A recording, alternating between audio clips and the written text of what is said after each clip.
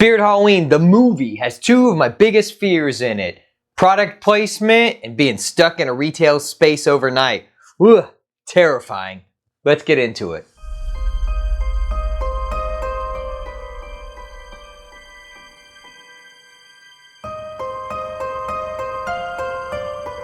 Hey everybody, welcome back to the Nightmare Collective. I'm Chris. Thanks for stopping by and watching my review for Spirit Halloween, the movie, the product placement, the movie. I mean, if you thought product placement was bad in some other movies, this movie is just a movie about product placement.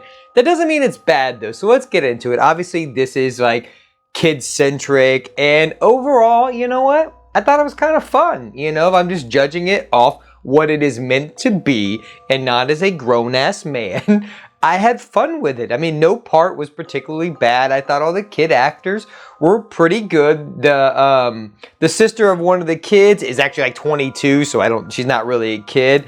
Rachel Lee Cook is in this, and she's great. I miss seeing her, you know. I had the biggest 90s crush on her, so I was like, you know what? That's some good mom energy you got going on. We're practically the same age now. She's a little bit older than I am, but like, you know, I'm like, I can be into it. We're both adults now. Christopher Lloyd is in this for just a tiny bit. He does play like our main antagonist, who was basically some D-bag back in the day who, there was an orphanage on this land and he was basically evicting these people, and the woman that lived there cursed him to reside on this land. And so he comes back pretty much every Halloween for an hour and tries to get a body back. And of course, they demolished that, ruined that, and they built a Spirit Halloween, you know, which is, I will say, this movie is, the budget was like $12 because they were just at this Spirit Halloween. But I mean, the parking lot they're in, even on Halloween night, 2 cars, 2 cars, and that's it. They're just like, nobody comes here. I'm like, I was at a Spirit Halloween the other day and that place was fucking packed. So like, that already takes me out of the movie. That place would be packed. Nobody would give a shit, like cashier wise. It's like, whatever, buy whatever you want. So I don't know. I just had fun with it. It was a fun little movie, you know, and there is a little bit of a core to this. You know, our main character, his dad passed away, and so he's kind of riddled with this like grief between like old traditions with his dad, and then he's got a stepdad now, and his sister, and they're trying to kind of like get him in that fold, but he's just still trying to get over the fact that like his dad's not there anymore, and he's just reluctant to change, you know. And his mom, played by Rachel Lee Cook, is trying to get him to just be like, hey, like, embrace this a little bit. Like, let's start some new traditions. So, I mean, I do like that aspect of the movie. It gives it a tiny bit of heart, and it gives you, like, something to gravitate towards and hold on to throughout the movie. And then towards the end of the movie, he does have to relinquish something that is very close to it, and it plays back into that. So, overall, I thought it was pretty fun. It's got a little bit of heart in there. Yes, is it like cheesy, and yes, is it cheaply made, and there's basically like 2 sets in the movie. House, fake Spirit Halloween. That's kind of the thing. But I did like the aspect that like they stay over because they're becoming adults now. They're going into high school.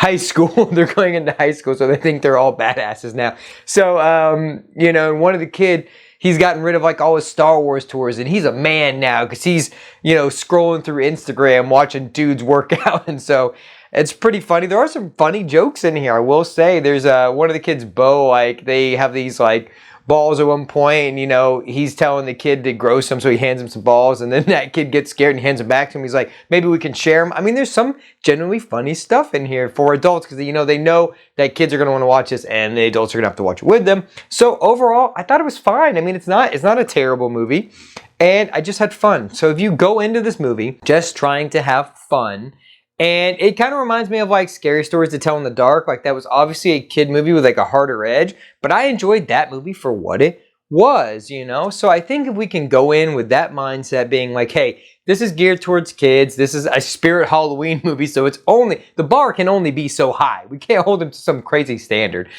With their $12 budget, we can't hold them to this crazy standard. But I thought it was fun. I thought they had some good moments in it. I thought all the characters, for the most part, were pretty good. I mean, we've got our like 3 main characters, and then when the sister is involved, so that's a 4th one. There's a creepy grandma in this with a glass eye. I knew her ass was up to some shit, you know. And I don't know, I thought it was funny, you know. And our main character, man, he's got some like, "You're not my dad, you're my stepdad" energy going on through this whole movie. And I was waiting for him to say it, but he never said it. I was just like, I just wanted to be, "You're not my dad, you can't tell me what to do, man," and then run off. And we never had that. Missed opportunity in my point. Missed opportunity. But that's pretty much all I've got. Like I said, you can rent it now. I did it through Vudu. It's on Amazon. It's on a bunch of YouTube and Google and all of that. It's like an hour and a half, hour and 20 minutes. It's fun though. I mean, so if you're just looking for something to throw on, maybe on Halloween, or if you've got kids, something to throw on that you might enjoy, it's not terrible. I mean, you do get to see Christopher Lloyd kind of voice over and inhabit these things from Spirit of Halloween, which is a fun idea. I mean, like I said, it's not creepy, it's not scary. Other than that grandma, you know, with the glass eye, who is like vibing off some creepy energy, man. You don't just get to sit on the porch and hum with a glass eye and people not think you're weird as fuck. So like, but that's pretty much it. I'm gonna keep this short because I mean, the movie's short, my ideas are short, and it's pretty much all I got. So if you like what I do here, consider becoming part of the collective. And like always, don't forget, some doors should never be opened.